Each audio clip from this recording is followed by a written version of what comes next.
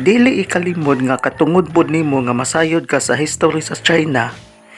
Kadihay mga higayon nga pipila sa mga taga-western ang nagpuli-puli og panakop sa ilang teritoryo sud sa nanglabay nga mga katuigan. Apan dili pod makiangayon nga patuhuon lang sad ka sa usapod kadakong hinanggaw sa black propaganda nga gipasiatab sa ubang mga taytoks nga ang China wa kunoy bisag usa ka nasod nga gi-invade sukad-sukad. Mao ba? Sure ka? May pagmuingon tingali ka nga ang Pilipinas mao'y wala mo conquer og bisag usa ka nasod, pero kung muingon ka nga ang China way bisag usa ka nasod nga giilog sa kasaysayan, atong kuykuyon ang pipila sa atong mga nahagpat sa kasaysayan nga diin nahitabo pod mismo sa China ang ilang pagsagunson sa lain-lain nga mga emperador ug lain-laing dinastiya nga diin mao'y nakapahimugso sa lain-laing civil war ug invasion nga miresulta sa grabe kag kubot pa sa lukot. Sa sayong bahin sa Xia Dynasty sa tuig 2070 BC nga diin gipanguluhan ni Yu the Great, ubos sa iyang liderato nahimugso sa unang higayon ang pag-implementar sa irrigation system sa agrikultura tungod sa kaabunda sa katubigan sa Yangtze River ug kini mao'y usa sa nakapalig-on sa ilang ekonomiya sa dihang ang mga farmers gikan sa Mongolia mao'y gipauma sa maong yuta nga way sweldo-sweldo. Pagkatuig 1650 BC mipuli sa gahom ang Shang Dynasty ug nagpadayon sa gihapon ang ekonomiya sa agrikultura. Dinhi aning dynastiyaha gasugod ang tradisyonal nga pagtuo sa yin yang nga matod pa balanse daw ni sa puwersa sa kangit-ngit ug kahayag. Apan ang maong pamunuan sa Shang Dynasty nabulit sa daghang kontrobersyal sa pagpangawkaw. Tuig 1122 BC nagsapaw sa gahom ang Zhou Dynasty ug ang Shang Dynasty. Dinhi naimbento ang crossbow ug ang chariot sa Zhou Dynasty para sa panggubatan. Daghan ang wa mahimuot sa Shang Dynasty tungod sa daghang anomalya. Daghan pud ang wa mahimuot sa Zhou Dynasty tungod sa feudalismo. Niining mga panahon na samtang gaunay sa pagbangi ang Shang Dynasty versus Zhou Dynasty, dinhi nakakita og higayon ang mga taga Mongolia nga miliguhot sa maong sinalbahis nga slavery isip farmers sukad pa sa panahon sa Xia Dynasty. Tuig 403 BC hingpit nga nalumpag ang Shang Dynasty apan nagkatag sa lain-laing dapit sa China ang Zhou Dynasty. Lain-laing mga tribo sa duha ka dynastiya ang naimpluwensya og nahimugso nga wa magkasinabot nga diin misangko sa lain-lain nga dugoong panagbangi og niining mga tuiga nagkawatak-watak ang teritoryo sa China. Mao'y hinungdan nga ginganlan ang maong henerasyon og the Age of the Warring States. Dinhi po niining henerasyon na nahimugso ang pilosopiya sa Taoism nga gipanguluhan ni Lao Tzu ug ang pilosopiya ni Confucius nga diin isip pakang sa mga kasungian nga mahilot man lang unta pinaagi sa pilosopiya. Pagka 221 BC nahimugso ang laing grupo nga mao ang Qin Dynasty nga gipanguluhan ni Shi Huangdi.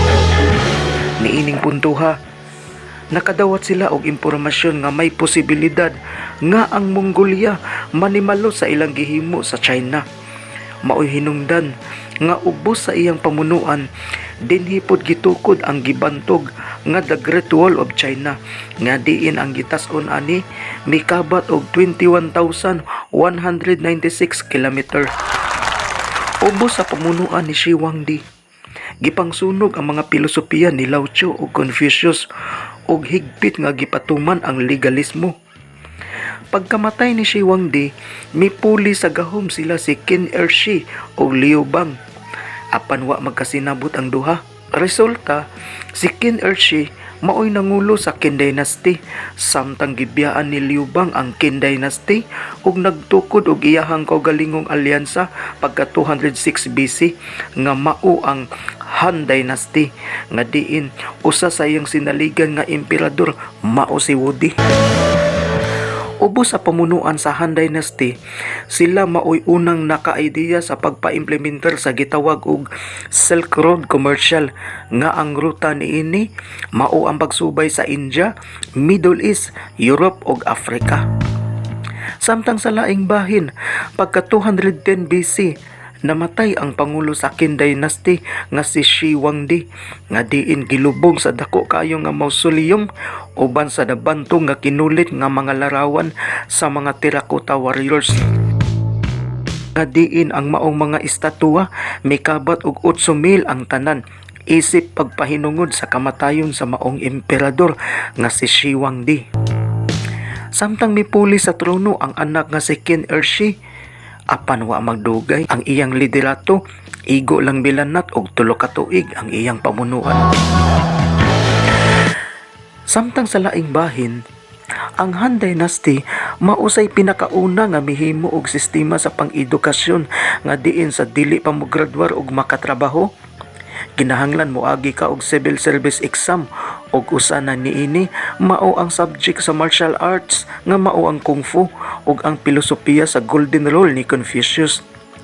Dinhi po na imbento ang papel, porcelain, water-powered mill ug seismograph.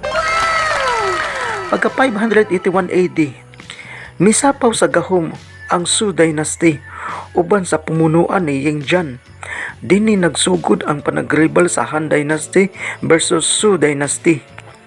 Dinhi pud gipasud ni Yang Jian ang Buddhism ug siya pud maoy responsable sa laing malambuon nga infrastruktura sa China nga diin gisugdan ang Grand Canal nga mao ang pagsumpay sa Yellow River ug Changjiang River.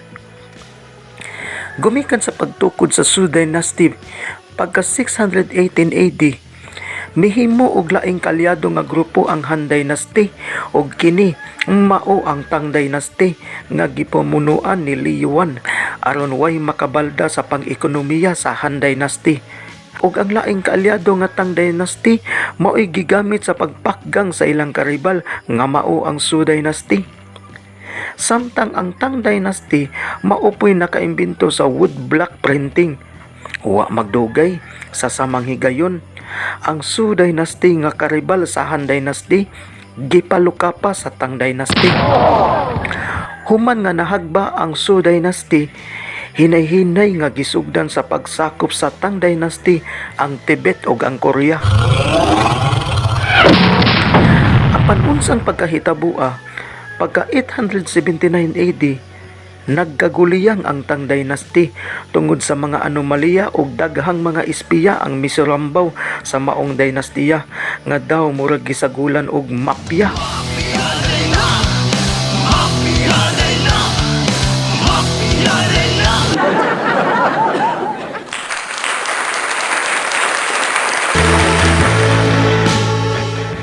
Nga kalihukan og dinhi nahitabo ang kudeta nga wa damha sa Tang Dynasty ug wa magdugay pagka 907 AD, hingpit nga nabagsak ang Tang Dynasty. Mao'y hinungdan nga nasulo sa Han Dynasty ang mga kalakaran sa pang-ekonomiya sa Central China sud sa dugayng mga katuigan. Apan bisan pa nga naglungtad ang Han Dynasty, laing dynastiya na sad ang mitumaw sa 265 AD ug kini mao ang Jin Dynasty nga mao'y nangulo sa West China nga gipanguluhan ni Sima Yan. Pagkatuig 960 AD, mitumaw ang Song Dynasty nga gipanguluhan ni Zhou Guangyan sa North China. Ang Song Dynasty mao'y unang nakaumol og sektor sa pamantalaan og dinhi na imbento ang gitawag og movable printing press. Malambuon tuod ang sektor sa maong printing press sa Song Dynasty, apan hagbasad ang sektor sa ilang armadong kusog. Maoy hinungdan nga ilang giimbento ang magnetic compass ug ang gunpowder isip gamit sa panggubatan. Dinhi naka-idea ang Song Dynasty nga rekruton ang mga Mongolian army aron maoy himuong puwersa sa ilang militar batok sa Jin Dynasty. Tuod man, nakuha sa Mongolia ang Jin Dynasty ubos sa kamanduan sa Song Dynasty. Apan unsang pagkahitabua, paglabay sa pila ka tuig, giunay pagsakop sa Mongolian army ang Song Dynasty.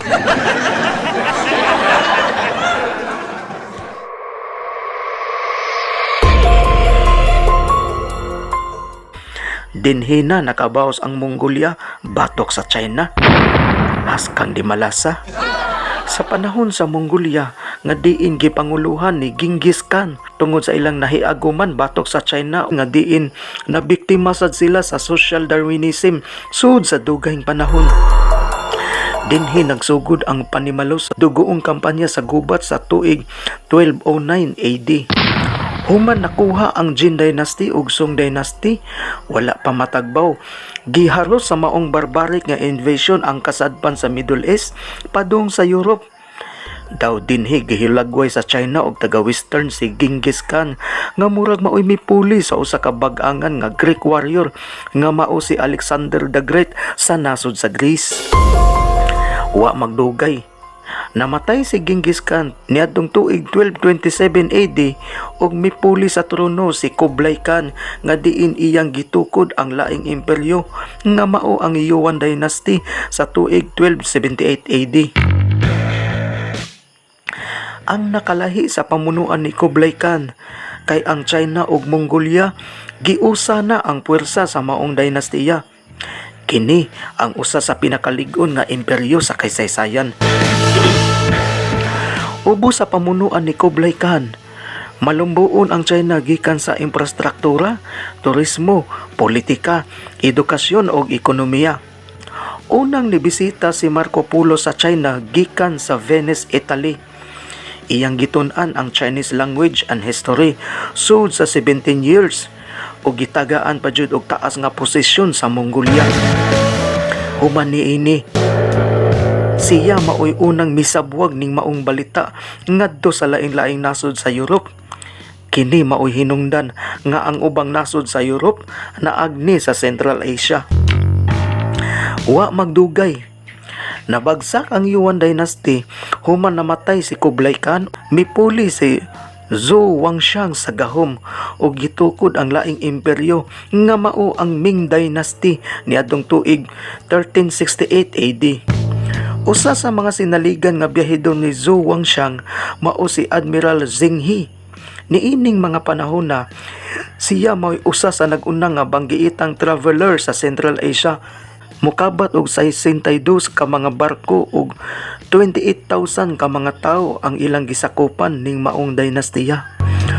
Human sila nakakuha og mga impormasyon gikan ni Marco Polo, dinhi gisulo nga napahimuslan sa China ang ruta gikan sa South China Sea, Indonesia, India, Saudi Arabia, Oman, Yemen, Egypt, Ethiopia, Somalia, Kenya, Tanzania, dayon labang sa Sri Lanka ug pauli sa China.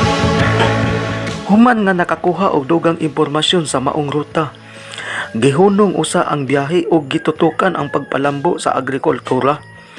Pagkatuig 1434 AD, gipatuman sud sa 250 years sa Ming Dynasty ang gitawag og isolationism nga diin ang ideolohiya niini dili sila bukas sa publiko sa tibuok kalibutan ang kalihukan sa China. Dinhi nahagba ang Ming Dynasty tungod sa maong ideolohiya sa isolationism ug mitumaw na sad ang laing imperyo nga mao ang Qing Dynasty.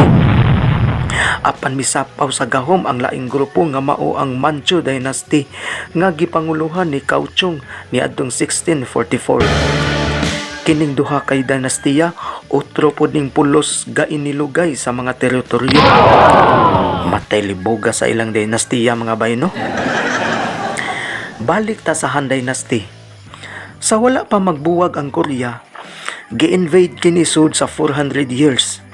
Paglabay sa 400 years, medyo miluag ang invasion sa China ngadto sa Korea, sa dihang ilang nakita nga daw murag kontrolado nila ang maong nasod. Apan pagtumaw sa Qing Dynasty, giusban o gitiwasan kini sa pag-invade aron sa pagsiguro sa China nga kini ilang makontrolar. Ang pagkonquer sa Korea sa tuig 1636 nga diin maoy nakapaluhod sa mga Koreano nga i-recognize ang mga king emperors nga ilang ilhon nga mga overlords. Awa jud ay kalainan sa social Darwinism nga magbayad og buhis og patrabahoon nga way mga sweldo.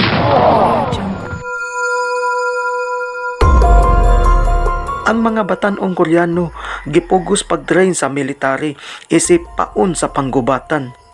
Sa mao gihapong imperyuha, gisunod pagbiktima sa invasion sa Qing Dynasty ang Burma nga diin ginamit ang mga Koreano nga gitrain sa militar aron maoy ibangga sa Burma.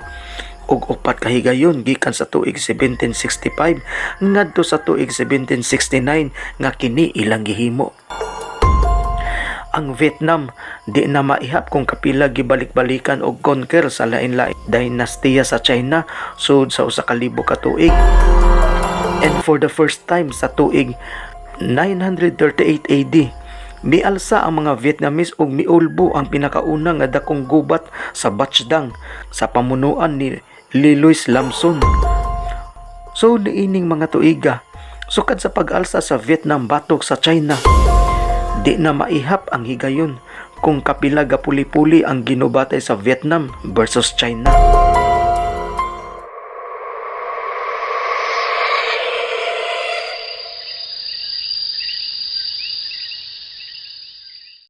Apan dihay higayon nga milampos ang China sa pag-invade sa Vietnam ug kini ilang giyak-an gikan sa tuig 1407 ngadto sa tuig 1427. Sa sayong bahin sa 1970s, gibanhaw pagbalik ang invasion sa China nga diin grabing kamatay sa isig kahabig tali sa mga Chinese military ug mga Vietcong hangtod nga misurrender ang mga singkit kay wa na kaagwanta sa kaisog ug kamatan sa mga Vietcong sa panggubatan.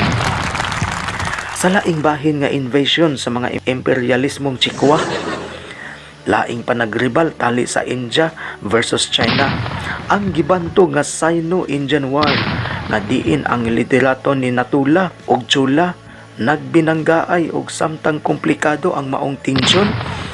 Gidungan sa China ang pag-invade sa North Burma panahon sa Ming Dynasty ug laing hugna sa invasion sa Qing Dynasty sa China nga mi-invade pod sa South Burma. Ug upat ka higayon nga nagsagunson ang gubat dungan sa pagyatak sa teritoryo sa Burma, India, Laos ug Cambodia. Sa tuig 1274 AD ug 1281 AD, duha ka higayon nga gikonquer ang Japan sa China panahon sa Yuan Dynasty. Sa dihang malampuson ang China nga mi-invade sa Korea. Swerte lang ang Japan nga ang China perming malokapa sa maong invasion tungod sa dagkong bagyo nga ilang masugatan. Hangtod nga naumol ang grupo sa mga kamikaze sa Japan ug kini maoy miluto sa mga Inchikwakang. Pagka 1930s, dinhi nagsugod ang resback nga diin naumol ang maong panimalo sa Japan aron bawsan ang China sa maong invasion nga ilang gihimo. Sa mao gihapong dinastiya sa Yuan Empire, gihapit sa China pag-invade ang Java sa tuig 1293 AD. Human nga ang liderato sa Indonesia misupak sa tributary mission sa China. Apan ang umagad sa hari nga si Wijaya maoy miluto sa mga Chinese invaders ug dinhi nahimugso ang imperyo sa Indonesia nga mao ang gibantog nga Majapahit Empire aron maoy mopakgang sa Yuan Empire sa China.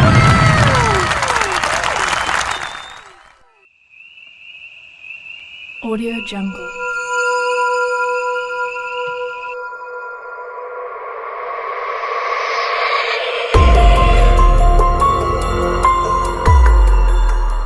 Ang Tibet maoy usa sa mga nahiagom sa kapait nga pagpanglutos sa dinastiya sa China sa 7th century palangdaan.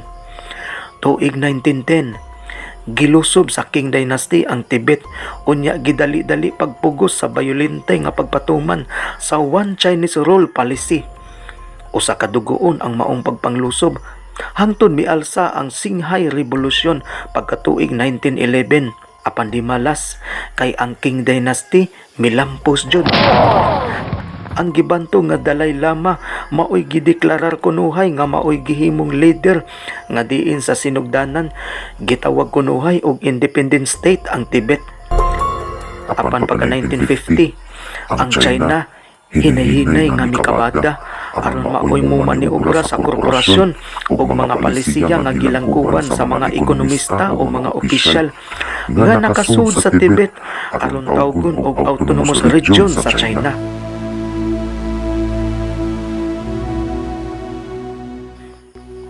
Puwerteng hangyo sa taga-Tibet ngadto sa United Nations nga unta paminawon ang ilang mga pag-apilar nga mahimuwag sa China og mahimong usa ka independent country.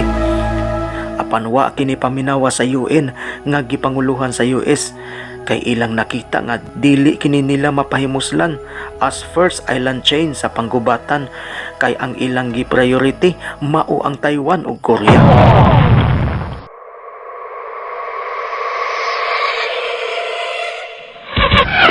Pagka 1959, bisag outnumber og huyang ang armadong kusog sa Tibet.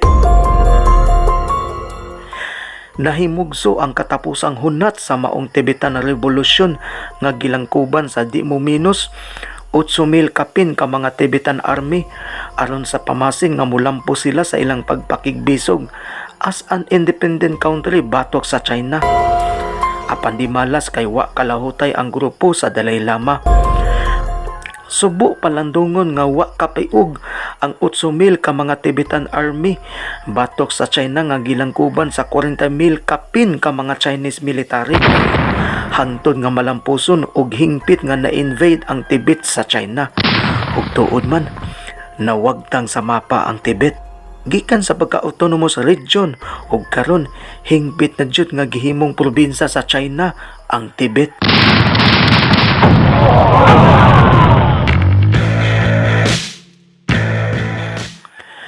Sud sa pila ka siglo, pila na ka mga imperialismo sa dinastiya ang nanglabay nga diin gapuli-puli lang ning mga bag-angan nga oligarkoy sa China sa pagpangilog sa mga teritoryo.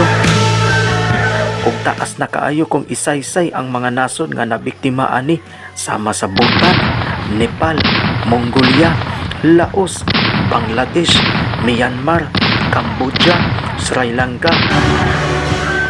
Ug bisan gani ang ilang kaalyadong nasod nga mao ang North Korea, Russia ug India, walay salig sa China ug dili ikalimod kay prueba sa maong kahakog sa Chinese invasion mao ang sa atong henerasyon karon nga diin bayolente kayong giharas nga gipatuota sa ilang kinwanggol nga 9-dash line aron lang jud mao himuong rason sa pagpangawkaw sa isla ug kadagatan sa Japan, South Korea, Taiwan, Brunei, Malaysia ug apil na ang atong nasod nga Pilipinas. Og niining harap-harapan nga pagpangbuli sa China, mutuo lang gihapon ka nga ang China uutan kay wa jud kasuway nga nangilog og teritoryo sa kasaysayan. Dili na nasala sa China mga bay kung mutuo ka anang pasiatab sa mga pro-China kung dili. Sala na sa imong pagpaminsar nga diin ikaw mismo daw murag gilayasan sa imong utok nga dili pud gustong magpaulipon sa imong kauplok.